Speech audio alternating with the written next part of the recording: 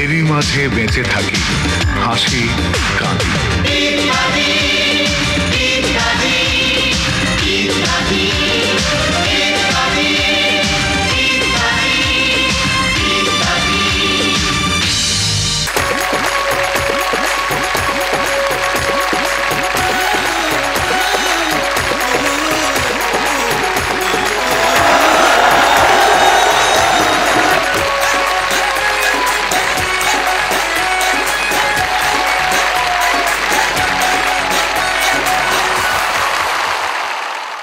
দর্শক মণ্ডলী, চাঁদপুরের পদ্মা মেঘনা ডাকাতিয়ার মিলনস্থলের পাশেই বড় স্টেশন মোলহেডে এই মুহূর্তে যারা বসে আছেন এবং এর বাইরে টিভি সেটের সামনে যে যেখানে যে অবস্থায় এই অনুষ্ঠান দেখছেন, সবাইকে জানাচ্ছি সাদর সম্ভাষণ।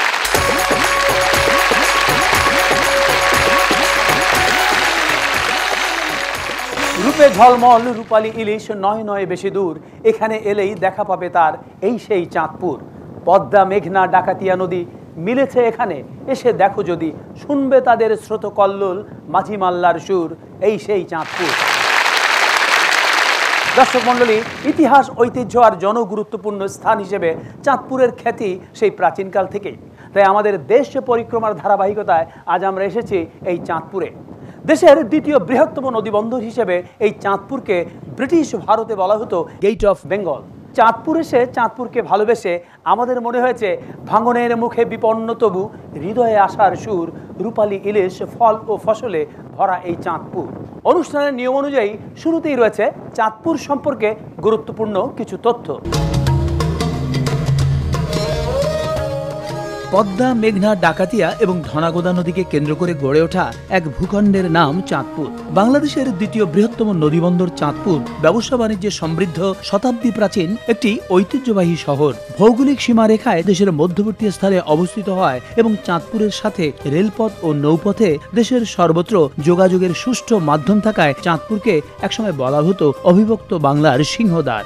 1779 খ্রিস্টাব্দে ব্রিটিশ জরিপ কর্মকর্তা মেজর জেমস রেনেলের মানচিত্রে দেখা যায় বর্তমান চাঁদপুরের 60 মাইল দক্ষিণে নরসিংহপুর নামক স্থানে ছিল চাঁদপুরের সকল অফিস আদালত এবং অন্যান্য গুরুত্বপূর্ণ স্থাপনা।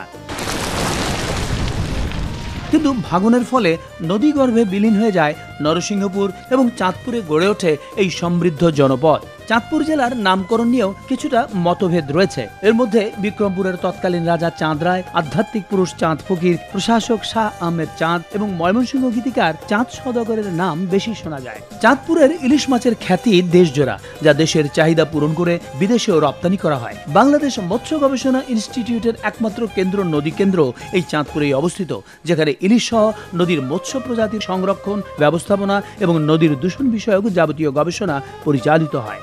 মেঘনার তীরে অবস্থিত হয় চাঁদপুর একটি বন্যা কবলিত এলাকা ছিল।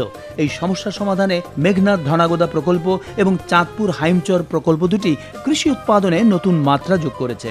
আমাদের অনেক কীর্তি এবং কৃতিত্বের সঙ্গে জড়িয়ে আছে চাঁদপুরের নাম। সাংবাদিকতার পথিকৃৎ সওগাত সম্পাদক মোহাম্মদ নাসির উদ্দিন এবং তার একমাত্র কন্যা সাপ্তাহিক সচিত্র বেগম পত্রিকার সম্পাদিকা বেগম নূরজাহানের জন্ম এই চাঁদপুরেই। এছাড়াও প্রখ্যাত শিক্ষাবিদ ওয়ালিউল্লাহ পাটোয়ারি, শান্তিনিকেতনের সঙ্গীত ভবনের প্রাক্তন অধ্যক্ষ শান্তিদেব ঘোষ, দেশ পত্রিকার সম্পাদক সাগরময় ঘোষ, বিখ্যাত চিত্রশিল্পী মনিরুল ইসলাম, ইংলিশ চ্যানেল বিজয়ী আব্দুল মালেক এবং অরুণ কুমার নন্দী সহ বিভিন্ন অঙ্গনের অনেক বিশিষ্ট ব্যক্তিবর্গের জন্মস্থান এই চাঁদপুরেই। পদ্মা, মেঘনা ও ডাকাতিয়া এই তিনটি নদীর মধ্যে রাক্ষসী মেঘনার করাল গ্রাসে পুরানবাজার ও হাইমচর সহ বিস্তীর্ণ এলাকা অব্যাহত ভাঙনের শিকার। এই ভাঙন রোধ হলে চাঁদপুর সত্যিকার অর্থেই হতে পারে জাতীয় রাজস্ব অর্জনের এক বিশাল ক্ষেত্র। কথা নিয়ে অনেক কথা আছে, যেমন মূল কথা, আসল কথা, সার কথা, কান কথা, কথার কথা, কথা রাখার কথা, না রাখার কথা, কথা দেয়ার কথা, না দেয়ার কথা। এইসব কথায় কথায় কথা না বাড়িয়ে মোদ্দা কথায় আসি। দেখুন কাশেম টিভির এই রিপোর্টারের কথায় কথা বিক্রেতা কি কথা বলছেন। আচ্ছা ভাই, চারিদিকে এত কথার ছড়াছড়ি, তারপরও আপনি কথা বিক্রয় কেন্দ্র খুলেছেন, আপনার সবকিছু ঠিক আছে তো? বুঝছি, মাথার কথা বলতেছেন তো? মাথা ঠিক না থাকলে এইখানে পাইতেন না, রাস্তায় থাকতাম। তবে আমার এই কথার ব্যবসা কিন্তু সেই কথা না, লিখিত কথা। সেটা আবার কি রকম? আপনি আবার কি লিখবেন? বলতে পারেন সব কিছুই। বিভিন্ন বক্তৃতা, বক্তব্য, শুভেচ্ছা বাণী, ভাষণ থেকে শুরু করে মোবাইল SMS, ফেসবুকে স্ট্যাটাস, যে যা চায় সবই। ক্লিয়ার হলো না। ধরেন কারো জন্মদিন বা নববর্ষে সুন্দর সুন্দর কথা লিখে দেওয়া, কারো সাকসেসে শুভেচ্ছা বাণী, ব্যর্থতায় দুঃখের বাণী, কারো আগমনে স্বাগত বক্তব্য, বিদায়ে ভাগত বক্তব্য, অর্থাৎ বিদায় ভাষণ, সবই আমাদের কোম্পানি থেকে আমরা লিখে দেব। সব কিছুর ফরম্যাট করা আছে, আমরা খালি নামটা বদলাই দেবো। আবার ধরেন বিশেষ দিনগুলোতে মোবাইলে সুন্দর সুন্দর মেসেজ, ফেসবুকে সুন্দর সুন্দর স্ট্যাটাস লিখে দেব, ব্লগে, টুইটারে আপনার হইয়া সুন্দর সুন্দর লেখা পোস্ট করে দেব। সবাই মনে করবে আপনি খুব জ্ঞানী, ডিজিটাল জগতে আপনার নাম ছড়াইয়া পড়বে, আপনি হয়ে যাইতে পারেন ডিজিটাল ইন্টেলেকচুয়াল। কিন্তু ওই যে বক্তৃতার কথা কি যেন বললেন, অন্যের বক্তৃতা আপনি লিখবেন কি করে? আরে এটা তো আরো সোজা, খালি বক্তৃতার বিষয়টা বলবেন, পরিবেশ, মূল্যবোধ, দূষণ নাকি উন্নয়ন, বিষয়টা জানলেই হইল। ওইগুলারও গদবাঁধা কথা আছে। কিন্তু নির্বাচনী ভাষণ সেটা কিভাবে লেখেন? ওইটা লিখি না, কারণ ওইটার মধ্যে আমাকে কোনো ক্রিয়েটিভিটি নাই। সব জায়গায় সবাই একই রেকর্ড বাজায়। যারা সৎ এবং ভালো তারা কিন্তু একই রেকর্ড বাজায় না, জনগণ তাদের ঠিকই চিনে নেয়। শোনেন, যারা একই রেকর্ড বাজায় তাগো ভাষণগুলা রেকর্ড করার ব্যবস্থা করেন, ব্যবসা হবে। ইলেকশনের আগে দেওয়া প্রতিশ্রুতি যারা ভুলে যায়, রেকর্ড থাকলে তাদের মনে করিয়ে দিতে পারবেন। এই দিন আর নাই। আজকাল টকশোগুলোতে দেখেন না, একজন আরেকজনের রিপিট দেওয়ার লাইগা পুরান দিনের অনেক কথা, অনেক প্রতিশ্রুতি স্মরণ করাইয়া দেয়, অথচ দুইজনেই অস্বীকার করে। অস্বীকার করলে কি হবে? দর্শক তো সব জানে, বোঝে, মনে রাখে, কারণ তাদের মনের রেকর্ড প্লেয়ারে সব কিছু রেকর্ড থাকে, যা মোছা যায় না। এবারে একটি নৃত্য, আর এই নৃত্যে অংশগ্রহণ করছেন আমাদের দেশের অন্যতম শ্রেষ্ঠ নৃত্য তারকা শিবলি মোহাম্মদ, যিনি এই চাঁদপুরেরই সন্তান। তার পরিচালনায় এই নৃত্যটিতে তার সঙ্গে অংশগ্রহণ করছেন একদল স্থানীয় নৃত্যশিল্পী।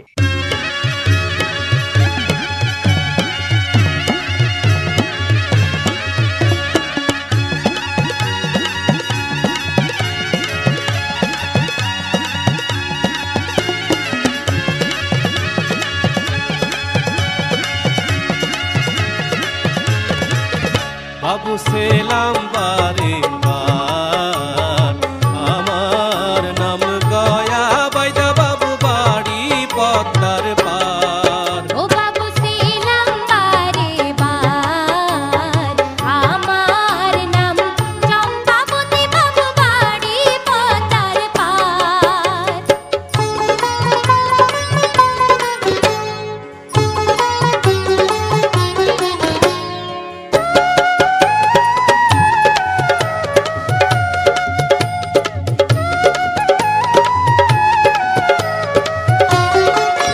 মোরা পঙ্খী মারি, পঙ্খী ধরি, মোরা পঙ্খী বেচা খাই, মোদের ঘর বাড়ি নাই। পঙ্খী মারি, পঙ্খী ধরি, মোরা পঙ্খী বেচা খাই, মোদের সুখের সীমা নাই।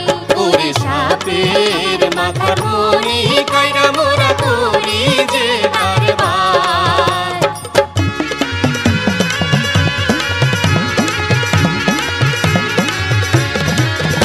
ওরে সাপের মাথার মনি কইরা মোরা করি যে কারবার।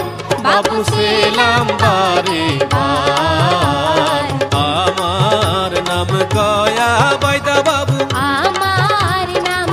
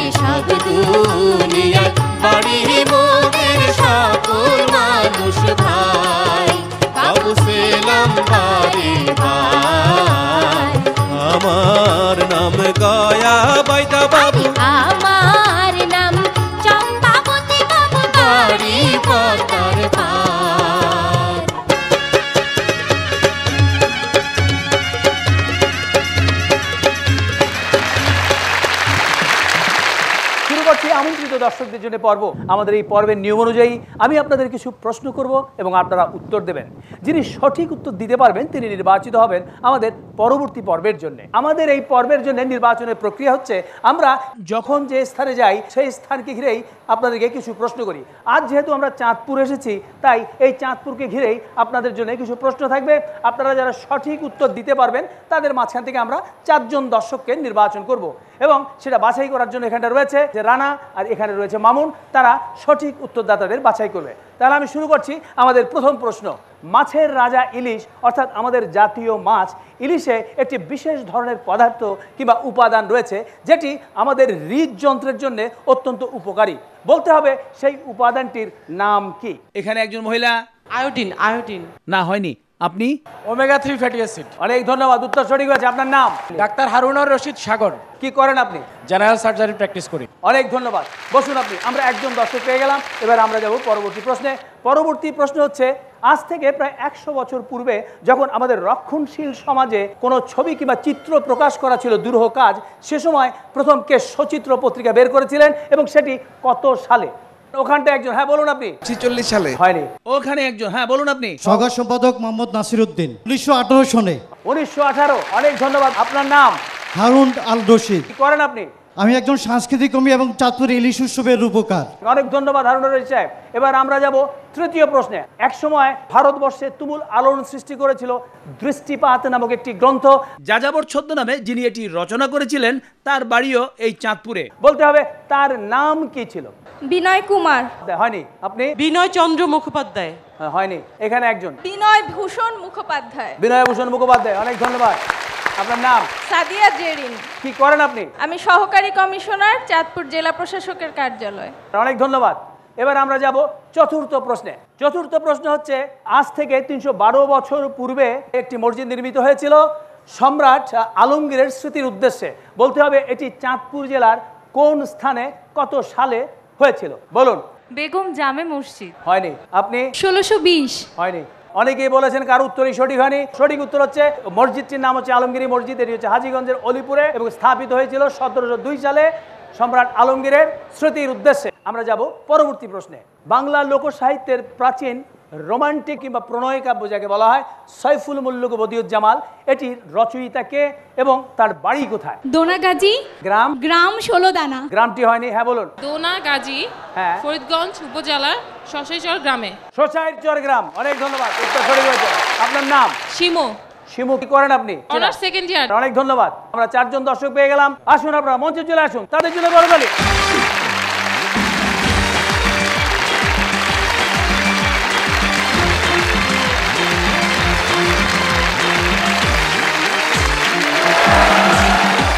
আমরা আমাদের আমন্ত্রিত 4 জন দর্শককে পেয়ে গেলাম।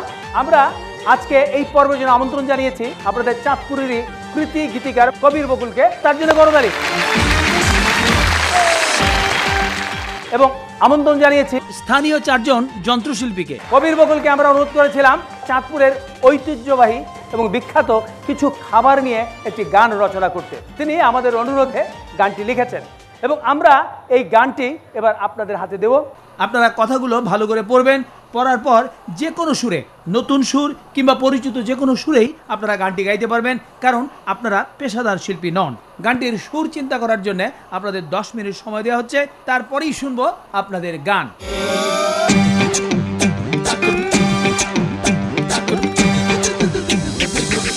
সময় শেষ, এবার আমরা আপনাদের গান শুনবো। শুরুতে আপনি যখন আছেন আপনি শুরু করুন। আমাদের যন্ত্রীরা প্রস্তুত, শুরু করুন। ইলিশের দেশ চাঁদপুর আইলাম, 1 মিনিটের মিষ্টি খাইলাম, ফরিদগঞ্জে গিয়া পাইলাম আওয়ালের রসমালাই। অনেক ধন্যবাদ, অনেক ধন্যবাদ। এবার আমরা আপনার গান শুনবো। ইলিশের দেশ চাঁদপুর আইলাম, 1 মিনিটের মিষ্টি খাইলাম, ফরিদগঞ্জে গিয়া পাইলাম আওয়ালের রসমালাই। চাঁদপুর আসা। অনেক অনেক ধন্যবাদ। ইলিশের দেশ চাঁদপুর আইলাম, 1 মিনিটের মিষ্টি খাইলাম, ফরিদগঞ্জে গিয়া পাইলাম আওয়ালের রসমালাই। মতলবের ক্ষীর সাজানের পান, একবার যদি না খাইয়া যান চাঁদপুর আসা। অনেক ধন্যবাদ, অনেক ধন্যবাদ।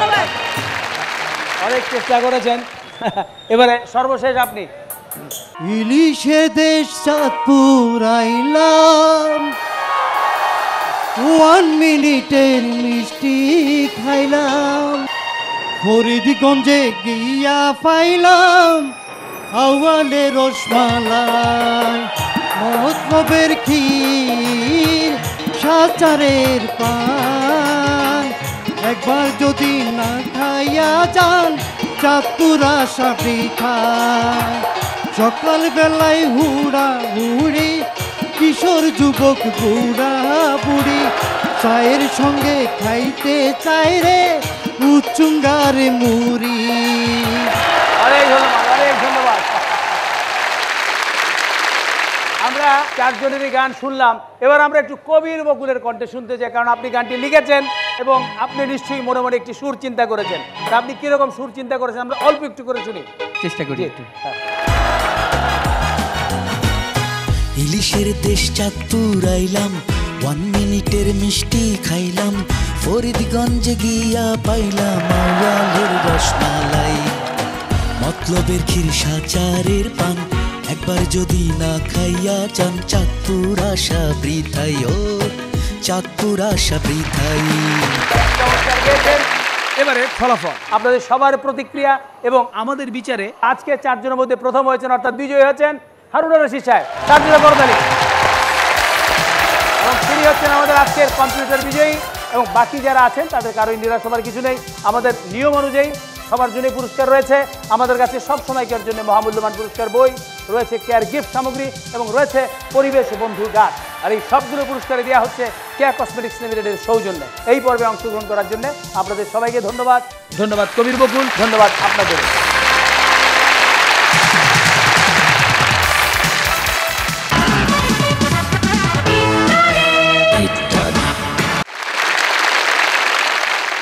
নির্বাচনের সঙ্গে মরণ বাচনের সম্পর্ক থাক বা না থাক, বচনের সম্পর্ক বড়ই মধুর।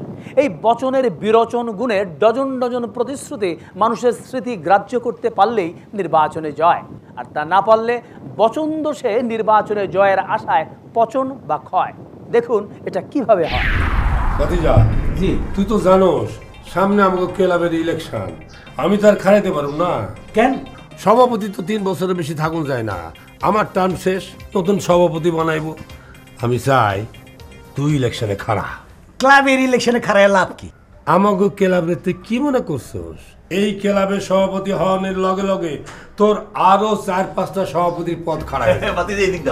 স্কুল কমিটির সভাপতি, বাজার কমিটির সভাপতি, সালিশ কমিটির সভাপতি, সমাজ কল্যাণ সভাপতি, এছাড়া গ্রামে যত অনুষ্ঠান হইব সবগুলির সভাপতি। সম্মানটা চিন্তা করছো ভাতিজা? সম্মান দিয়ে কি হইব? আমার দরকার টাকা, এইটার তো কোনো উপায় নেই। এইখানেও ভালো টাকা আছে, ক্লাবের বিরাট ফান্ড, বহুত ডোনেশন পায়। এই সব টাকা সভাপতির হাত দিয়ে খরচ হয়। আরে আমি তো এই 3 বছরে আখের গুছায় ফেলাইছি। কিন্তু সবাই আমারে ভোট দিব কে? একটু বেরেন খাটায় চলবি, দেখবি তোর বাক্সে ভোট উৎসাহ পড়তেছে। কেমনি? 2-1 নমুনা হনান, তাইলেই বুঝতে পারবি। ইলেকশনের আগে বক্তৃতা করবি গালটা পয়লা, কোনো জিনিসেই না নাই। একজন ভালো বক্তা বক্তৃতা করে মানুষকে জায়গায় তুলতে পারে, আবার একজন খারাপ বক্তা বক্তৃতা শেষ করলে মানুষ জায়গা উঠে। মানে ওর বক্তৃতায় এতই নিরামিষ যে মানুষ না শুই না ঘুমাই গেছিল। কথার ভিতর চুম্বক থাকতে হইব যাতে মানুষের টানে টানে। বুঝছি, স্পাইসি যেন পেশাইল মনে না করে। হ্যাঁ, মানুষের লগে প্রত্যেকটা কথা মাইপা কবি। আবার কথাটা ঘুরেও ফেলতে পারো, ডাইরেক্ট অস্বীকার। মুখের মধ্যে কোনো লাগাম থাকা চলবো না, লজ্জা শর্মের গোষ্ঠীও থাকবো না। কিন্তু এতবার কথা পরিবর্তন করাটা কি ঠিক? অবশ্যই ঠিক। পলিটিক্সের প্রথম কথাই হইতেছে রাজনীতিতে শেষ কথা বলতে কিছু নাই। যখন যা ইচ্ছা বলতে পারো, যা ইচ্ছা করতে পারো। সব সময় মুখে একটা কথাই থাকবে, আমি আপনাদের লোক, আপনাদের সুখ দুঃখের সাথী। কিন্তু চাচা, তোমার তো কোনোদিন কারো সাথী হইতে দেখলাম না। এর নাম পলিটিক্স। তুমি তো আমার সব খারাপ কথা শিখেলা, এর নাম পলিটিক্স হয় কেমনে? এত বুঝিস না, যেমনে যেমনে কইতেছি হেমনে কাম কর। ভোটে জিতলেই হইল খালি টাকা টাকা। না, এই টাকা ওর দরকার নাই। ওগো জেনারেশনটারে খারাপ করিস না, ওগো অন্তত এইসব থেকে মুক্ত থাকতে দেই। এই তগমত চরিত্রের মানুষের লেগাই রাজনীতিটা নোংরা হয়ে গেছে, আর সেই জন্যই পলিটিক্স শব্দটা এখন অনেকেই গালি হিসাবে ব্যবহার করে, বুঝছস? রাজনীতিতে কেউ গালি দেয়, আবার কেউ তালি দেয়। তাই রাজনীতির প্রতি কারো ভীতি বেশি, কারো প্রীতি বেশি। কেউ চোখের জলে সিক্ত হয়, কেউ প্রশংসায় অভিষিক্ত হয়। এইসব গালি তালি নিয়ে আবার জবর জবর খবরও হয়। ঘটিত ঘটনায় গঠিত বিবরণ পঠিত হয় কারো কণ্ঠে, আর তিনি হচ্ছেন সংবাদ পাঠক বা পাঠিকা। তেমনি এক পাঠক পাঠিকা নিয়োগ পরীক্ষায় দেখুন এক পাঠিকা ছটিকা উত্তর। আসসালামু আলাইকুম। ওয়ালাইকুম আসসালাম। আপনি মিস তাহেরা বিবি? তাহেরা বিবি, আপনি তো দেখছি অনেক গুণ। আপনি ভালো গাইতে পারেন, ভালো নাচতে পারেন, ভালো অভিনয় করতে পারেন, অনেক সার্টিফিকেট আছে। তা নাচ গান অভিনয়ের দিকে না গিয়ে সংবাদ পাঠে আগ্রহী হলেন কেন? অনেকগুলো কারণে স্যার। একটু শুনি, বলুন। প্রথম কথা হচ্ছে, আজকাল নাচ গান নাটকে কোনো বৈচিত্র্য নেই, সবই একই রকম। সুতরাং আমি এত কষ্ট করে অনুষ্ঠান করব, তা যদি কেউ নাই দেখে তাহলে এইসব কাজ করে লাভটা কি বলুন? আপনি বলছেন কেউ অনুষ্ঠান দেখে না, কিন্তু সংবাদ দেখবে, এইটা আপনি কি করে বুঝলেন?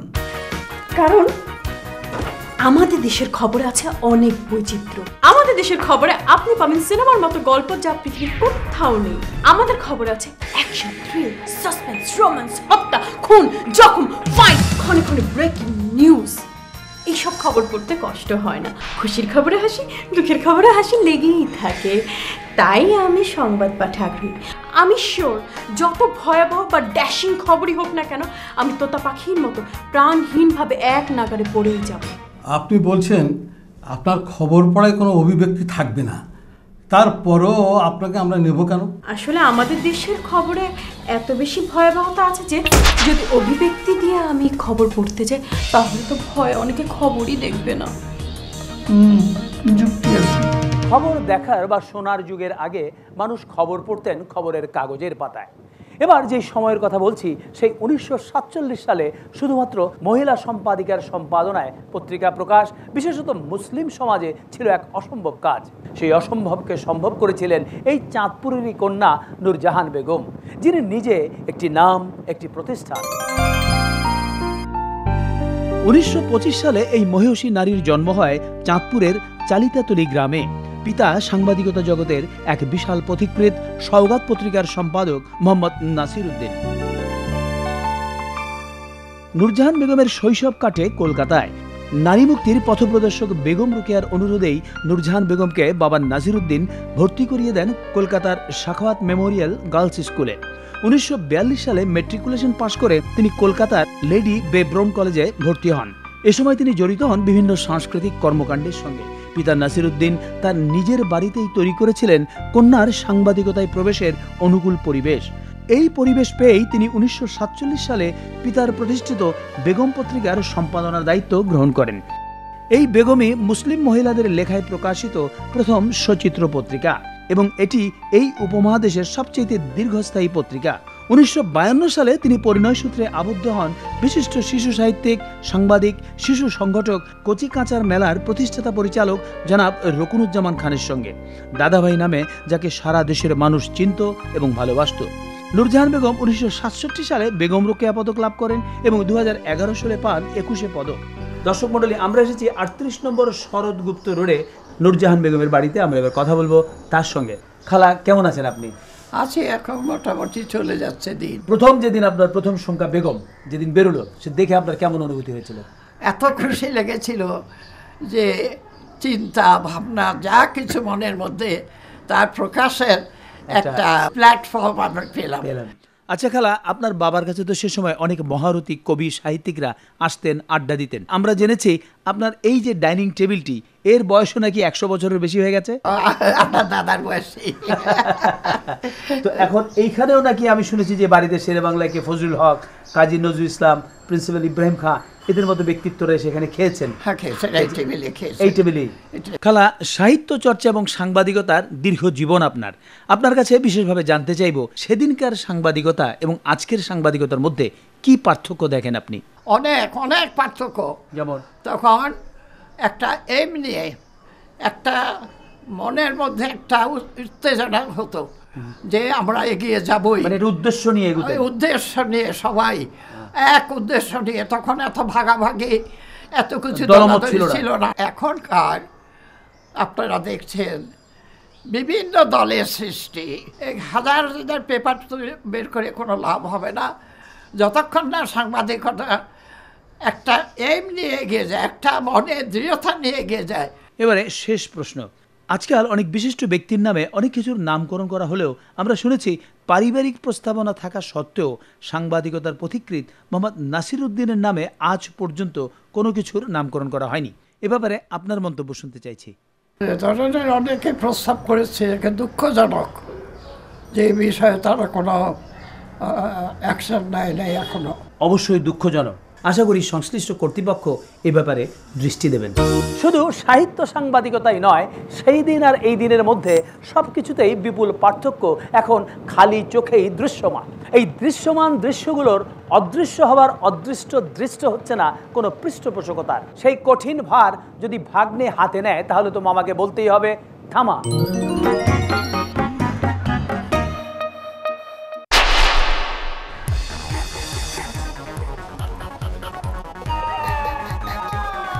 ওই ওই কি রে, তুই এমন পাগলের মতো হাঁটতেছিস কেন?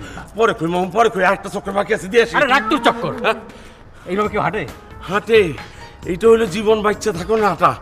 সকালবেলা রমনা পার্কে, গুলশান লেকে, ধানমন্ডি পার্কে যাও, দেখবা কত মানুষ হাঁটতেছে, খালি কি হাঁটে, নানান কিসিমের ব্যায়াম করে। তবে মামু, হাঁটার কোনো বিকল্প নাই, তাই হাঁটতেছি। তোমার শরীরের অবস্থা দেখো মামু, আমার ভালো থাকতেছে না।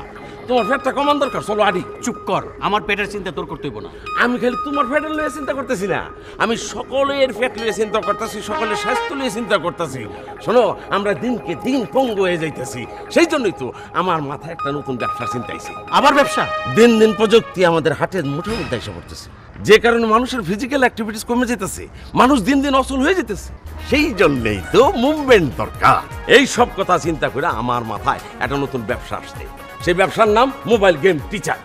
Mobile game teacher? হ্যাঁ, খেলাধুলার জন্য তো ফলাফানকে কোনো মাঠ নাই, এরা বাড়িতে বাড়িতে গিয়ে ফলাফানকে গেম শিখাইব। কেমনে?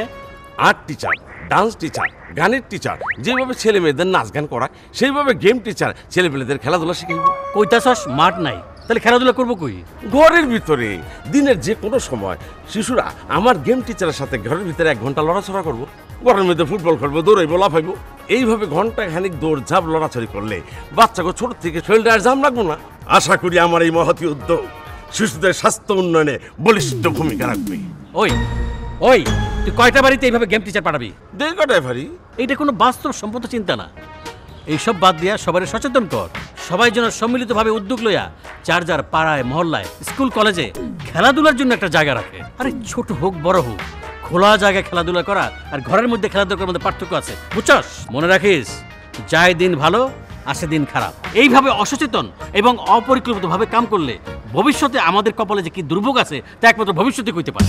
ভাগ্নের কর্মকাণ্ডে মামা সন্তুষ্ট নয়, কিন্তু এই বিশ্বে এমন অনেক কাণ্ড ঘটছে যার অনেক কাণ্ড জ্ঞানহীন হলেও অনেক কাণ্ড প্রকাণ্ড বিস্ময়ের। খেজুর গাছের ফল বা খেজুর গাছের রস কোনোটি বিরস বা বিস্বাদ নয়, তবে খেজুর ডাঁটার কাঁটা এবং সেই কাঁটার উপর হাঁটার মতো বুকের পাটা খুব কম মানুষেরই আছে। বগুড়া জেলার শিবগঞ্জ উপজেলার জামুরহাট বেলকুচা গ্রামের আব্দুর রহিম তেমনই এক বিরল ব্যক্তি, যিনি তরতর করে উঠে যান খেজুর গাছে কাণ্ড ছাড়িয়ে শাখা এবং পাতার উপর। মুহূর্তে ভিড় জমে যায় উৎসুক দর্শকের। সেখানে উঠে তিনি দেখান নানান ধরনের শারীরিক কসরত। অবাক হয়ে তারা আব্দুর রহিমের এই শারীরিক কসরত দেখেন।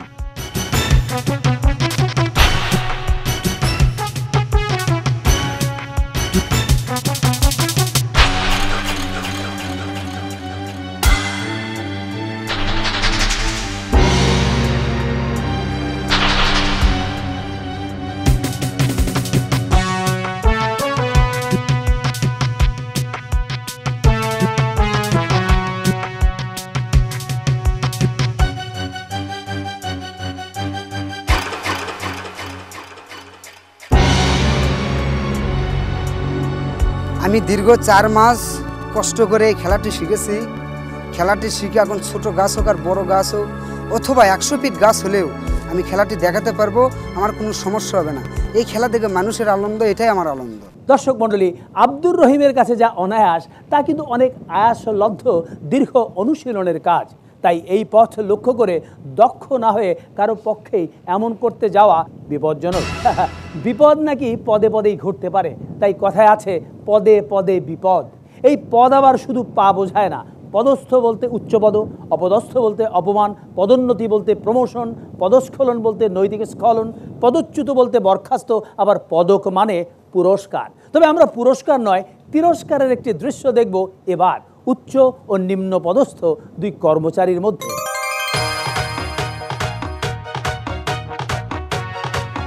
রং সুদীপ, আলগা সেলিম, চিনি বাবুর আতা কাশেম, লেবু রফিক, গরু সালাম, ডিব্বা কালাম, পাউডার জামা, সব কুদ্দুস।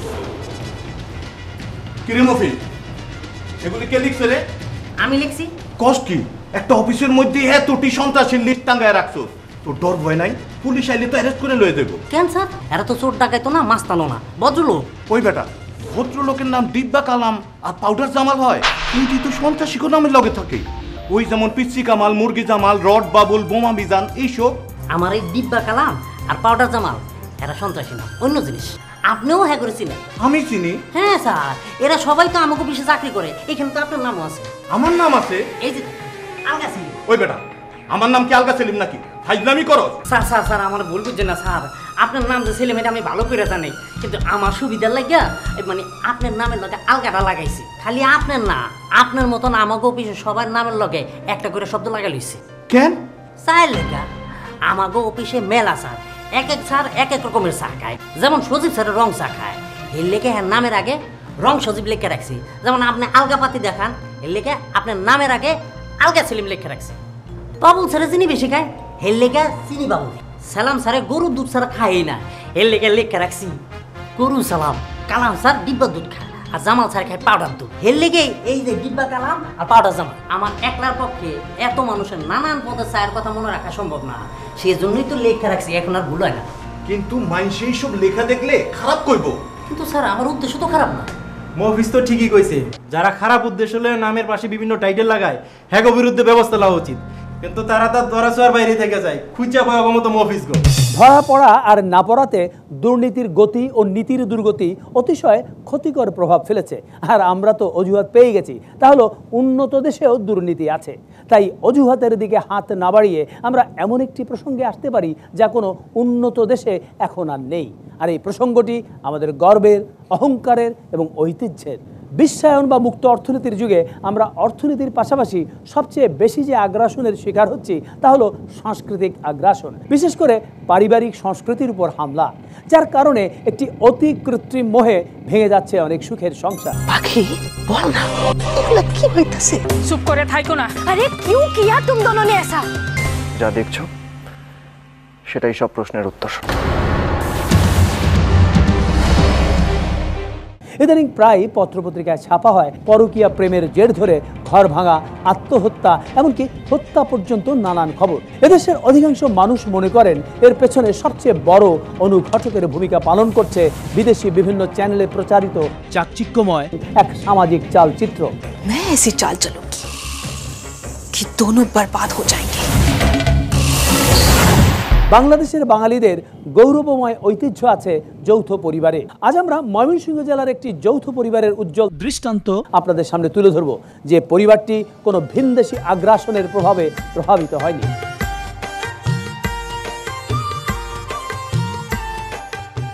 দর্শক মন্ডলী, কথা বলছি ময়মনসিংহ জেলার ত্রিশাল উপজেলার বালিপাড়া ইউনিয়নের ধলা গ্রামের জনাব আব্দুর রহমানের বাড়ি থেকে, যার বয়স হচ্ছে এখন 102 বছর, যার রয়েছে 5 সন্তান এবং প্রতিটি সন্তানই বিবাহিত। আব্দুর রহমানের পরিবারের মোট সদস্য সংখ্যা 40 জন। বাড়ির এই উঠোনটিকে ঘিরে প্রায় 25টি কক্ষ রয়েছে। বাড়ির বাইরে একটি কাচারি ঘরও রয়েছে, আর ভেতরে রয়েছে সুবৃহৎ রান্নাঘর। এই বিশাল কিন্তু সুখ সচ্ছলতায় ভরা পরিবারটির প্রধান আয়ের উৎস মৎস্য ব্যবসা।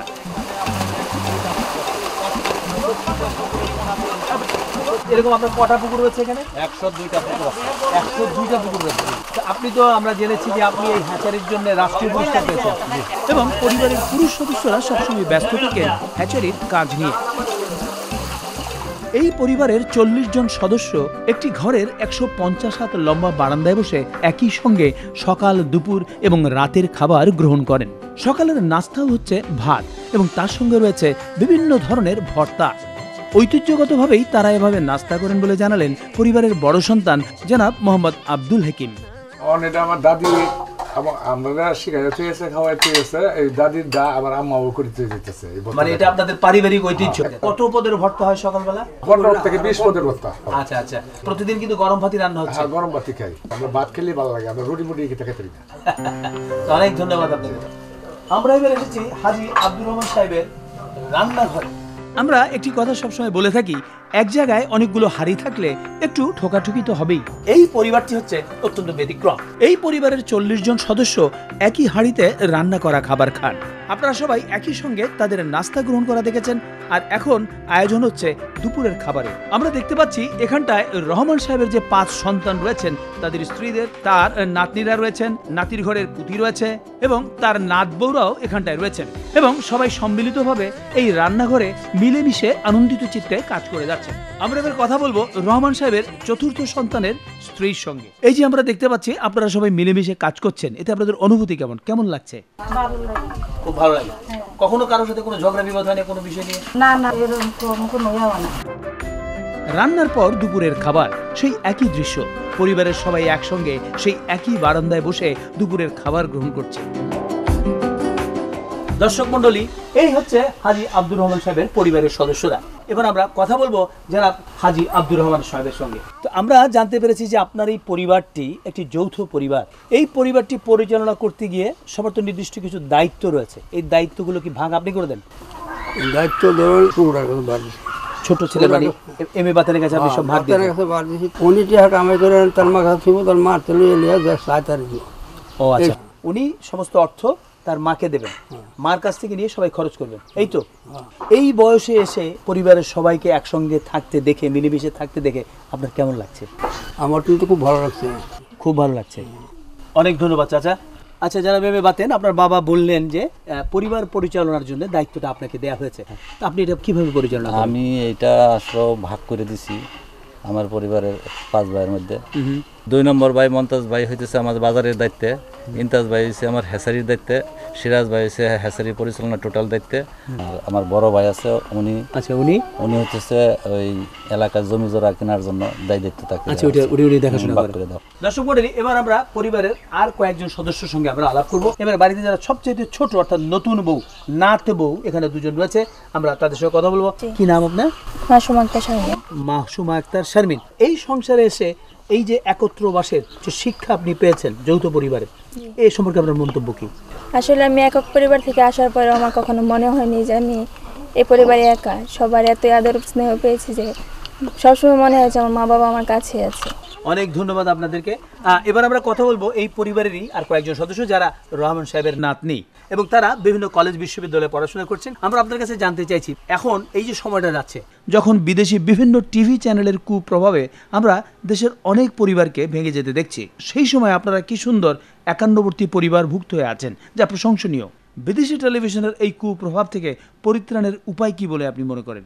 ওইগুলা চ্যানেল আমাদের বাংলাদেশের যেভাবে প্রভাব ফেলছে, যদি এভাবে আরও চলতে থাকে তাহলে হয়তো আর যৌথ ফ্যামিলি দেখাই যাবে না। আমি মনে করি যে এইসব চ্যানেল যেগুলো আছে, জি বাংলা, স্টার জলসা, স্টার প্লাস, এগুলো বাংলাদেশের মানুষের দেখা বন্ধ করতে হবে। আপনারা তো দেখেন না? না, আমরা দেখি না। এই প্রসঙ্গে আপনার মন্তব্য কি? যেহেতু সংসারে খারাপ প্রভাব ফেলে, এখন কি দেখা বন্ধ এখন ওগুলো দেখা আমরা বন্ধ করে দিয়েছি। মানে এই বিদেশি এসব সিরিয়াল আপনারা এখন আর দেখেন না? জি না।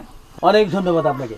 দর্শক মণ্ডলী, ত্রিশালের ধলাপাড়ার এই যৌথ পরিবারটিতে এসে এদের সবার প্রতি সবার অগাধ বিশ্বাস, শ্রদ্ধা, ভালোবাসা এবং মমতা দেখে আমরা অভিভূত, আনন্দিত। বাংলাদেশের প্রতিটি পরিবার যেন এই যৌথ পরিবারটি দেখে অনুপ্রাণিত হয়ে একই সঙ্গে মিলেমিশে বসবাস করতে পারে, সেই কামনা করছি। ইয়াসমিন সুলতানা ধানমন্ডি, ঢাকা থেকে ইমেলের মাধ্যমে লিখেছেন, ইদানিং কিছু কিছু ডেভেলপার কোম্পানি ও নির্মাণ প্রতিষ্ঠান বিভিন্ন রাস্তা ও ফুটপাতে তাদের নির্মাণ কাজে ব্যবহৃত জিনিসপত্র যেমন ইট, রড, বালি, খোয়া ইত্যাদি রাস্তার উপর অবৈধভাবে রেখে দেয়। অন্যান্য স্থানের মতো ঢাকার ধানমন্ডি এলাকায়ও এই কারণে প্রচণ্ড যানজটের সৃষ্টি হয়। ফলে স্কুলগামী শিশু কিশোররা প্রতিনিয়তই দুর্ভোগে পড়ে এবং তাদের শ্রেণীকক্ষে পৌঁছাতে বিলম্ব হয় ইত্যাদি। দীর্ঘ 2 যুগ ধরেই বিভিন্ন বিষয়ে আমাদের সচেতন করে আসছে, কিন্তু এরা কি আদৌ সচেতন হবে? যারা জেগে ঘুমায় কিংবা যাদের চেতনারই জন্ম হয়নি তারা সচেতন হবেন কি করে? আমাদের প্রশ্ন তাদের কাছে নয়। এই অবিবেচনাপ্রসূত অনিয়ম যারা করছেন তার দেখা এবং নিয়ন্ত্রণের দায়িত্ব যে সিটি কর্পোরেশনের, তাদের কাছে প্রশ্ন, জনগণের দুর্ভোগ দূর করার দায়িত্ব কি আপনাদের নয়? খাগড়াছড়ি থেকে অনুষ্ঠিতি চাকমা লিখেছেন, খাগড়াছড়ি জেলা শহর থেকে 60 কিলোমিটার দূরে খাগড়াছড়ি জেলার দিঘিনালা উপজেলার জারুলছড়ি গ্রামের হেডম্যান পাড়ায় মনশান্তি চাকমা নামে এক অন্ধ ব্যক্তি আছেন, যিনি নিজের শরীরের উপর হাত দিয়ে তাল বাজিয়ে এবং মুখ দিয়ে মিউজিক বাজিয়ে সুন্দরভাবে গান গাইতে পারেন। যুগল কণ্ঠের গানগুলো নারী এবং পুরুষ উভয় কণ্ঠে গাইতে পারেন। তিনি যখন গান করেন তখন অনেক দর্শক শ্রোতার সমাগম হয়ে থাকে। এলাকাটি অত্যন্ত দুর্গম ও প্রতিকূল হওয়ার কারণে কোনো মিডিয়া এখনো পর্যন্ত এখানে আসে নাই। একমাত্র আপনারাই দেশের অনেক দুর্গম ও প্রত্যন্ত এলাকায় গিয়ে অনুষ্ঠান ধারণ করেন এবং প্রচার করে থাকেন। আশা করি এটাও প্রচার করবেন এবং প্রচার করলে খুশি হব। খুশি শুধু আপনারাই হবেন তা নয়, খুশি আমরাও হয়েছি।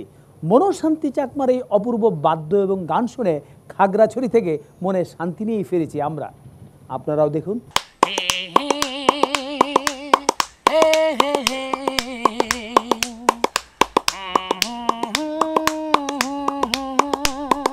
তুমি চোখের আড়ালে কাছে কি বা দূরে মনে রেখো আমিও ছিলাম, এই মন তোমাকে দিলাম, এই প্রেম তোমাকে দিলাম, তুমি চোখের আড়ালে কাছে কি বা দূরে মনে রেখো আমিও ছিলাম, এই মন তোমাকে দিলাম, তোমারই পরতে জীবন আমার ধন্য হলো, তুমি যে আমার চির আচার আলো, তুমি যে আমার চির আচার আলো, তোমারই পরতে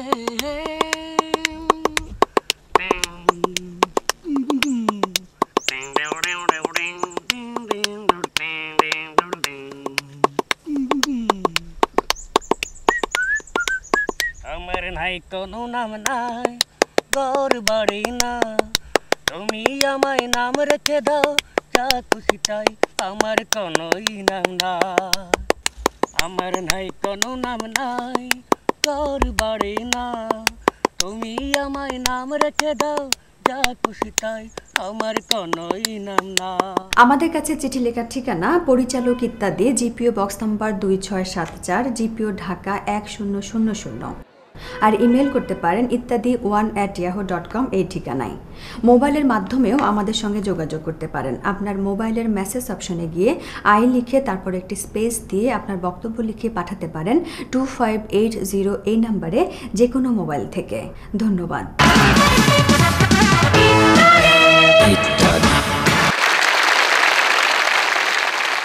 পান না তাই খান না, কেউ করে না রান্না, যাও বা হয় রান্না তা কেউ খেতে চান না। না, এটি কারো লেখা ছড়া নয়, বরং বাড়ি ভাড়া নিয়ে চড়া গলায় কড়া কথা বলার একটি ঘটনা থেকেই এটা মনে হলো। ঘটনাটি দেখুন, আপনাদের কি মনে হয়? স্যার স্যার বসেন বসেন।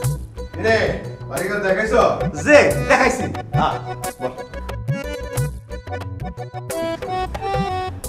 হ্যাঁ, এখন বলেন কেমন লাগলো আমার বাড়ি? না, বাড়ি তো খুবই সুন্দর, কিন্তু রান্নাঘরের বেলায় আমার একটু আপত্তি আছে। কিরকম? রান্নাঘরের জায়গায় তো কিছু দেখলাম না। উনি বললেন না দিলে তো বুঝতেই পারতাম না যে এই যে একটা রান্নাঘর। কিন্তু এই স্যাটেলাইটের যুগে আইসা আপনার রান্নাঘর খুঁজতে দেখে তো আমারই অবাক লাগতেছে। স্যাটেলাইটের যুগে কি মানুষে রান্না বাড়া করা বন্ধ করে দিছে যে রান্নাঘর লাগবে না? মানুষে খাওয়া দাওয়া করবো না?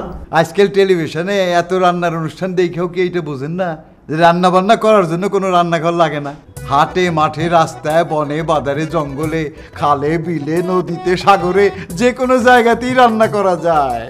রান্নার লেগা কোনো বাড়িঘর লাগে না। স্যার এত তবু ঘরে একটু জায়গা রাখছে যাতে আপনি ইচ্ছা করলে ঘরও রান্না করতে পারেন। তাই এখন দুলাভাই কি বাড়িঘর ছাইরা বউ বাচ্চা লইয়া রাস্তাঘাটে রান্না বাড়া করবো? আপনাকে ওইসব বুদ্ধি দেয় কিনা? পেলাম না। টেলিভিশন সেইটা দেখেই শিখছি। টেলিভিশনে তো অনেক ভালো জিনিসও দেখায়, সেইটা শিখেন না কেন? শুনেন, টেলিভিশন দেখা ভালো জিনিসটা শিখেন আর খারাপ জিনিসটা বাদ দেন, নাহলে কিন্তু বিপদ আছে। আজকাল যেভাবে সবকিছুর মধ্যে বিদেশি চ্যানেলের আগ্রাসন শুরু হয়েছে, তাতে কিন্তু ভবিষ্যতে আমাদের অনেক বড় রকমের ক্ষতি হয়ে যায়। বিদেশি আগ্রাসনের গ্রাসে পড়ে বাড়িওয়ালার রান্নাঘরহীন বাড়ি দেখে ত্রাসে পড়েছেন ভাড়াটিয়া। কিন্তু রান্নাঘর থাকলেও রন্ধন ব্যবস্থা বদলে গিয়ে যে অবস্থার সৃষ্টি হয়েছে, তা থেকে হারানো কৃষ্টিকে ফেরানোর তাগিদে কজন ফেরিওয়ালার এক অভিনব পন্থা দেখুন। হোম কাবাব সার্ভিস। কেউ যদি কাটতে চান, বাইটটা পিষতে চান, বাস্তে বাস্তে কাটতে চান, কোনো চিন্তা না, লাগবে কাটা ছাটা বাটা সার্ভিস। ওই মিয়া, সকালে উঠে দুটো ভালো কথা শুনবো, তা না শুরু করছো বাইসা বাইসা কাটতে আর ফিসতে। ওই মিয়া, কি শুরু করছো এইসব? বেয়াদবি নেবেন না জনাব, আমরা অশিক্ষিত খেটে খাওয়া কর্মী, আপনাদের মতো সুন্দর করে গুছিয়ে কথা বলতে পারি না। তবে জনাব, আমাদের এই মোবাইল হোম কাবাব সার্ভিসের মাধ্যমে আমরা আধা ঘন্টার মধ্যে আপনার কিচেনকে গ্রামের কিচেনে পরিণত করে দিতে পারি। মনে হইবে গ্রামের বাড়িতে বসে আপনি মাটির বারান্দায় মায়ের হাতের রান্না খাইতেছেন। কিভাবে? আমার সঙ্গে এই দুজন ম্যাডাম এবং আমরা সম্মিলিতভাবে এই চারজন আপনার কিচেনের যাবতীয় কাটা বাটা বাসা সার্ভিস দেব। কিন্তু এই কাটা বাটা বাসা সার্ভিসটা কি, এইটা কোন? জনাব, দীর্ঘদিন ধরে শহর অঞ্চলের মা বোনেরা মাছ কাটাকাটির অভ্যাসটাই ভুলে গেছে। হ্যাঁ, বাড়ির সাহেবও বাজারে গিয়ে গুড়া মাছ কিনতে ভয় পায়, কারণ কাটার লোক নাই। ছোটবেলায় মায়ের হাতে নানান জাতের ছোট মাছের তরকারি খেয়েছেন, এখন শুধু মাছ দেখেন কিন্তু খেতে পারেন না। আমরা আপনাকে পেট ভরিয়ে গুঁড়ো মাছ খাবো। আমাদের এই দুইজন কারিগর দক্ষ হাতে অত্যন্ত নিখুঁতভাবে সব ধরনের গুঁড়ো মাছ কাটিয়ে দেবে। এছাড়াও বড় মাছ কাটা, মাংস কাটা, তরকারি কাটা, সব ধরনের কাটাকাটির কাজ আমরা করিয়ে দেবো। কাটা তো বুঝলাম, মাছ কাটা, মাংস কাটা, তরকারি কাটা, কিন্তু বাটাটা কি? বাটাটা হচ্ছে, আগে তো বাংলার ঘরে ঘরে ছিল পাটা আর পুতা, কিন্তু এখন আপনি বাটি চালান দিলেও তো পাটা পুতা আপনি পাইবেন কিনা সন্দেহ। এখন সবাই গুঁড়া মশলা অর্থাৎ হলুদ, মরিচ, জিরা, ধনিয়ার গুঁড়া ব্যবহার করে, খালি তরকারির উপর ছিটিয়ে দিলেই হয়। কেন বিজ্ঞাপনে দেখেন না, ওই সব মশলা দিয়া মুরগি পাকাইয়া মুরগির ঠ্যাংটা নাকের কাছে নিয়ে সুন্দর সুন্দর মডেলটা জিব্বা বাইর করে কয়, উফ কি ঘ্রাণ, মনে হয় মায়ের হাতের রান্না। অসুবিধা কি? ঝামেলা কম, কাটাকাটি নেই, বাটাবাটি নেই, সবার কষ্ট কমলো। কষ্ট কমলো, কিন্তু সবার টেস্ট যে চইলে গেল। এই বাটা মরিচ মশলায় রান্নার যে কি মজা, হ্যাঁ এই জামানার গুঁড়ো মশলা প্রেমিকরা কিছুই টের পায় নাই। জানাব, আমরা আপনার যাবতীয় রান্না বান্না বাটা মশলায় করে দিব। আমাদের কাছে উন্নত মানের পাটা আর পুতা আছে। আচ্ছা, এবার বাসাটা কি এটা শুনি। বাসাটা হইলো নানা জাতের শাক খাইতে আপনার মন চায়, কিন্তু বাইসা দেবে কেটা? শহরের যত গৃহ পরিচারিকা আছে তারা অত্যন্ত স্মার্ট, হিসাব করিয়া কাম করেন। 2 কামের 1 রেট, 3 কামের 1 রেট, 4 কাম হইলে আবার 1 রেট। না কইয়া নিলে তো হেরা শাক বাসে দিতেই চায় না। তাই জনাব, আপনার ইচ্ছা অনুযায়ী যে কোনো ধরনের শাক আমরা আপনাকে বাইসা দেব। আমি শিওর, একবার যদি আপনারা আমাদের এই সার্ভিস নিয়ে থাকেন, তবে আপনারা সোকল্ড ওই গুঁড়া মশলার দিকে আর জীবনেও যাইবেন না। সবই বুঝলাম, কথাবার্তা তো খুব সুন্দরভাবে বললা, কিন্তু এই সার্ভিসের মূল্য কত? তার মানে রেটটা কত? জনাব, ভেরি সিক, নির্ভর করবে আপনার আইটেমের উপর। তবে ফার্স্ট টাইম আমাদের কোম্পানির পাবলিসিটি, অ্যাডভার্টাইজমেন্ট এবং প্রচারের জন্য গ্রাহকদের সুবিধার্থে 2টি আইটেম ফ্রি। জনাব, আসুন। একদিন খেয়ে জিব্বা নষ্ট করে লাভ নাই, সব সময় তার তোমাকে পাবো না। শেষ আমার নিজেরই এইসব কাটা বাটা বাসা সবই করতে হবো, আমার গুঁড়া মশলাই ভালো। ম্যাডাম, আপনি এই প্রজন্মের বউ, অন্তত একটু ঐতিহ্যের স্বাদ নেন। এইটাই কিন্তু আমাদের খাদ্য সংস্কৃতি। খাদ্য থেকে এবার আসি বাদ্য এবং গানে। আর এই গানে অংশ নেবেন চাঁদপুরেরই 4 কৃতি সন্তান।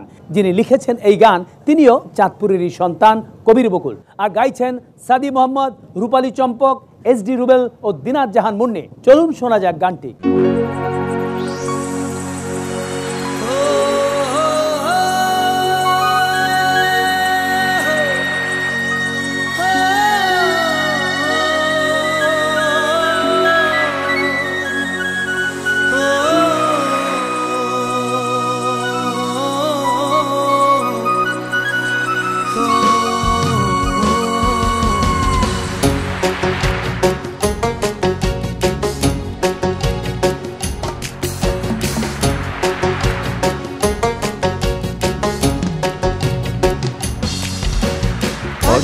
মেঘনা ডাকাতিয়া, পদ্মা মেঘনা ডাকাতিয়া, 3টি নদীর মোহনায় মন আমার বারে বারে ফিরে যেতে চায়, ফিরে যেতে চায়।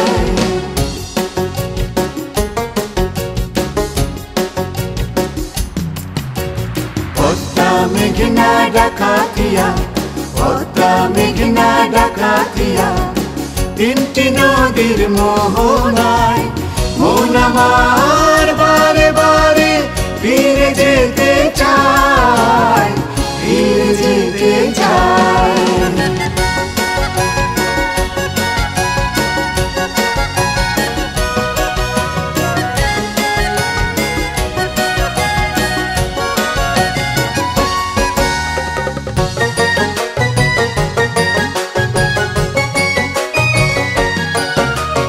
মধুর মধুর স্বপ্ন মাখা এই শহরের তটে নিজেকে হারিয়ে খুঁজি সুখ দুঃখ সংকটে মধুর মধুর স্বপ্ন মাখা এই শহরের তটে নিজেকে হারিয়ে খুঁজি সুখ দুঃখ সংকটে ও বাংলা নদী হাজার বেটা কত স্মৃতির সেই ছবিটা পিছু টানে আমায় মন আমার বারে বারে ফিরে যেতে চায় ফিরে যেতে চায়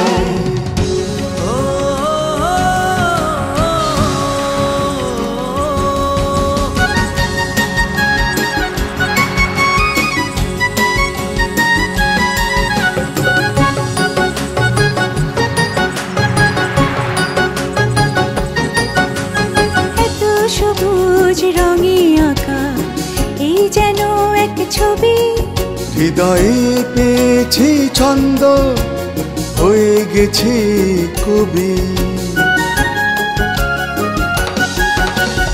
এত সবুজ রঙে আঁকা এই যেন এক ছবি হৃদয়ে পেয়েছি ছন্দ হয়ে গেছি কবি ও আমার আমার জন্ম হলে হোক নাই মাটি নদী জলে মিশে আছি তার মায়ায় মন আমার বারে বারে ফিরে যেতে চায় ফিরে যেতে চায় পদ্মা মেঘনা ডাকাতিয়া পদ্মা মেঘনা ডাকাতিয়া তিনটি নদীর মোহনায় মন আমার বারে বারে ফিরে যেতে চায় ফিরে যেতে চায়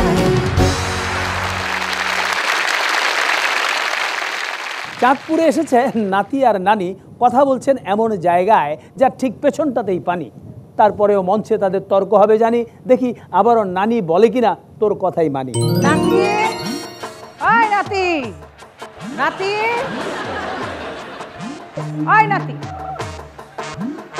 ওই তোরে যে আমি ডাকতাছি শুনতে পাস না হ্যাঁ কি ডাকো চাঁদ দেখতেছিলাম চাঁদ হ্যাঁ চাঁদপুরে এসে চাঁদ দেখতেছিলাম পিছনে তিনটা নদী উপরে চাঁদ নদীতে ইলিশ এই নিয়ে ভরপুর ফুরফুর চাঁদপুর ওই চাঁদপুরে এসে চাঁদ দেখান লাগে রে আর চাঁদপুরে এসে চাঁদটা একটু ভালো করে দেখতেছিলাম কারণ এই চাঁদের কলঙ্ক আছে কিন্তু চাঁদপুরের কলঙ্ক দেখো এইসব সাহিত্যিক ভাষা তুমি বুঝবা না আর তোমার তো চাঁদপুর সম্পর্কে তেমন ধারণাও নাই হ্যাঁ আমি তো ভাইসা আইছি তুই জানো এই চাঁদপুরে আমার কত আত্মীয় স্বজনের বাড়ি ঘর আছে তা জানি না কিন্তু তুমি চাঁদপুরে ভাইসাই আইছো লড়টা তো আর উইরা আহে নাই ভাইসাই আইছে থামবি আচ্ছা থামলাম এখন কৌশল লাইতাছো কে নাতি শোন তুই তো জানোস আমি যেখানে যাই সেখান থেকে কিছু না কিছু কিনে নিয়ে আসি চাঁদপুরে যখন আইছি এইখান থেকে 1 ডজন ইলিশ মাছ কিনে নিয়ে যাবো চাঁদপুরের ইলিশ হইতেছে পদ্মার সেরা ইলিশ তুই চল আমার লগে আচ্ছা যাইতাছি পদ্মার ইলিশ যে সেরা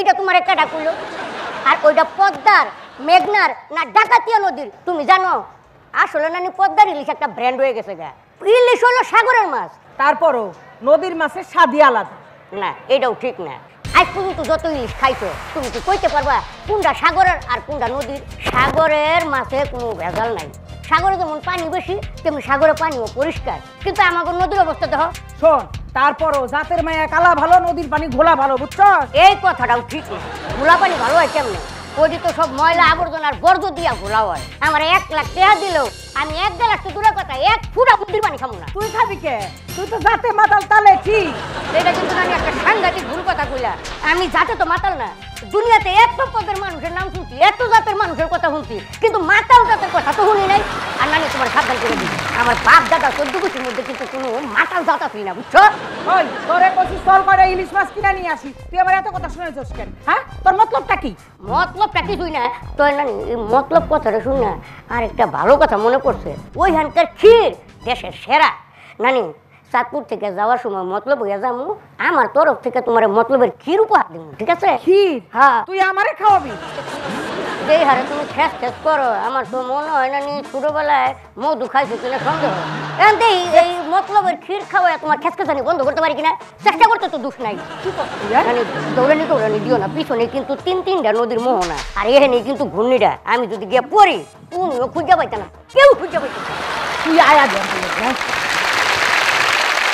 দর্শক মণ্ডলী, আজকে চাঁদপুরের মঞ্চে এই অনুষ্ঠান ইত্যাদির এবছরের শেষ অনুষ্ঠান। তাই আজকে আমরা ইত্যাদির এবছরের কিছু অর্জন, কিছু প্রাপ্তি, কিছু আনন্দ সংবাদ আপনাদের সঙ্গে এবং দেশের কোটি কোটি দর্শকের সঙ্গে ভাগ করে নিতে চাই। দর্শক মণ্ডলী, গত 29শে নভেম্বর 2013 তারিখে প্রচারিত ইত্যাদিতে আমরা বিদ্যুৎ স্পৃষ্ট হয়ে 2 হাত 2 পা হারানো পল্লী বিদ্যুৎ কর্মী মোহাম্মদ মহিউদ্দিনকে দেখিয়েছিলাম, যিনি 2005-এর 6 জানুয়ারি দুর্ঘটনা কবলিত হন। ইত্যাদিতে তার উপর প্রতিবেদনটি প্রচারের পর এবছরের শুরুতে অর্থাৎ গত 15ই জানুয়ারি পল্লী বিদ্যুতায়ন বোর্ড তার সমস্ত ন্যায্য সুবিধা সহ চাকরি হারানোর দিন থেকেই তার চাকরিটি ফিরিয়ে দেন। এই ঘটনাটি আমাদের নজরে আসছিল ইত্যাদি দেখার পরে। মহিউদ্দিনের শুধু এই ঘটনাটা নয়, আমরা একটা সিদ্ধান্ত নিয়েছি এই ধরনের সরকারি কাজ করতে গিয়ে যারা পঙ্গুত্ব বরণ করবে তাদেরকে আমরা তাদের স্বপদে বহাল করব এবং তাদেরকে যত রকমের সুযোগ সুবিধা দেওয়া, চিকিৎসা দেওয়া, আমরা তাদেরকে সুস্থ করব। আনন্দের বিষয় হচ্ছে এই অনুষ্ঠান প্রচারের পর দুর্ঘটনা কবলিত 14 জন কর্মচারীকে চাকুরিতে পুনর্নিয়োগ এবং মৃত্যুবরণকারী লাইনম্যানদের 6 জন পোষ্যকে পল্লী বিদ্যুৎ সমিতিতে চাকরি প্রদান করা হয়েছে। আমরা পল্লী বিদ্যুতায়ন বোর্ডকে ধন্যবাদ জানাচ্ছি তাদের এই মহতি উদ্যোগের জন্য। গত 29শে ডিসেম্বর 2006 তারিখে আমরা রাজশাহীর বাঘা উপজেলার 86 বছরের বৃদ্ধ বইপ্রেমী পলান সরকারকে দেখিয়েছিলাম, যিনি বই পড়ার প্রতি আগ্রহ সৃষ্টি করার লক্ষ্যে গ্রামের সবাইকে নিজের টাকায় কেনা বই বিলি করে বেড়ান, অথচ তিনি নিজে 6ষ্ঠ শ্রেণীর বেশি লেখাপড়া করতে পারেননি। অনুষ্ঠানে আমরা তার এই বই পড়ার আন্দোলনে সহযোগিতা করার জন্য 2 সেলফ ভর্তি বইও দিয়েছিলাম। প্রতিবেদনটি প্রচারের পর 2007 সালের 17 ফেব্রুয়ারি তাকে নিয়ে একটি জাতীয় দৈনিকের সাপ্তাহিক আয়োজনে প্রচ্ছদ প্রতিবেদনও প্রকাশিত হয়। সেখানে ইত্যাদিতে পলান সরকারকে তুলে ধরা এবং তার বই প্রদানের বিষয়টি গুরুত্ব সহকারে ছাপা হয়। ইত্যাদি থেকে বই প্রদানের কারণে পলান সরকারের পাঠক সংখ্যা যেমন বৃদ্ধি পেয়েছে, তেমনি তার বই পড়ার আন্দোলন আরও বিস্তৃত হয়েছে। 17 এপ্রিল 2007 সালে আমরা তাকে নিয়ে আরেকটি ফলো আপ প্রতিবেদনও প্রচার করি। আমার পাঠক সংখ্যা আগে কমই ছিল, কিন্তু ইত্যাদির অনুষ্ঠান হওয়ার পরে এবং ইত্যাদি থেকে বই দেওয়ার পরে পাঠক সংখ্যা অনেক বেড়ে গিয়েছে।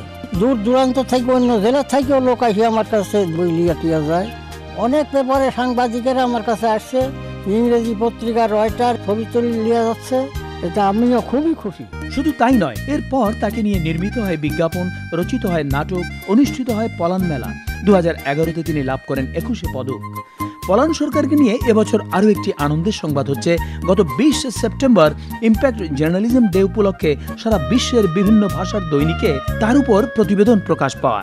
পলান সরকারের প্রতি রইল আমাদের অভিনন্দন, আমরা তার দীর্ঘায়ু কামনা করছি। গত 30 ডিসেম্বর 2011 তারিখে প্রচারিত ইত্যাদিতে আমরা নিউজিল্যান্ডের অধিবাসী 74 বছর বয়স্ক ডাক্তার এড্রিক বেকারের উপর একটি প্রতিবেদন প্রচার করেছিলাম। গ্রামের সবার কাছেই যিনি ডাক্তার ভাই হিসেবে পরিচিত। 32 বছর ধরে ভিনদেশী এই মানুষটি বিনামূল্যে চিকিৎসা সেবা দিচ্ছেন টাঙ্গাইলের মধুপুর গড়ে, আর এজন্য তিনি সেখানে 4 একর জায়গার উপর গড়ে তোলেন কাল্যাকুড়ি হেলথ কেয়ার সেন্টার। আর্তমানবতার সেবায় যারা জীবনের অর্থ খুঁজে পান, এড্রিক বেকার তাদেরই একজন। গ্রামবাসীর দাবির সঙ্গে আমরাও তাকে নাগরিকত্ব প্রদানের জন্য অনুরোধ জানিয়েছিলাম।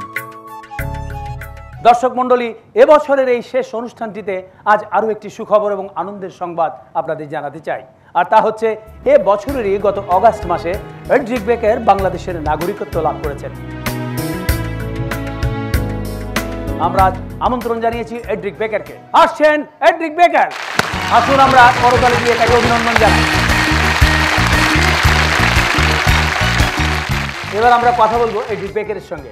আপনি তো ডাক্তার ভাই হিসেবে গ্রামের সবার ভালোবাসা পেয়েছেন, আর এতদিন আপনি ছিলেন বিদেশি নাগরিক, এখন থেকে হলেন বাংলাদেশি নাগরিক, এতে আপনার অনুভূতি কি? আমি আসলে খুব খুশি, খুব কৃতজ্ঞ। প্রথমে আমাদের প্রতিপালকের প্রতি, তারপরে আমি খুব কৃতজ্ঞ আপনাদের সবার প্রতি এবং সরকারের জন্য এই নাগরিকত্ব যে আপনারা আমার জন্য দিয়েছেন। এটা আমাদের কাজের জন্য একটা স্বীকৃতি, এর জন্য আমরা খুব কৃতজ্ঞ এবং ধন্যবাদ বলতে চাই। এখন আরও সাহস নিয়ে আমরা যত বেশি সম্ভব কাজ করে থাকতে চাই। অনেক ধন্যবাদ। ইত্যাদি দর্শকদের জন্য আপনার কি কিছু বলার আছে? প্রথমে আমার বলা আছে যে খুবই সম্ভব দর্শকদের মধ্যে অনেক মেডিকেল ছাত্র আছে। তাই আমি বলতে চাই আপনারা গ্রাম অঞ্চল ভুলে যাবেন না এবং গরিব মানুষদের ভুলে যাবেন না। মানে গ্রামে গিয়ে যাতে চিকিৎসা দেয় তারা। হ্যাঁ জি। তারপরে গ্রাম অঞ্চলে এবং গরিবদের জন্য ওই টাকা পয়সা পাওয়ার জন্য আমরা নতুন একটা ওই ব্যবস্থা ধরেছি। এইটা হলো মাটির ব্যাংক। যখন কোনো মানুষ এই ব্যাংকের মধ্যে কিছু টাকা দেয় তাহলে এটা হলো গরিবদের জন্য একটা ভোট।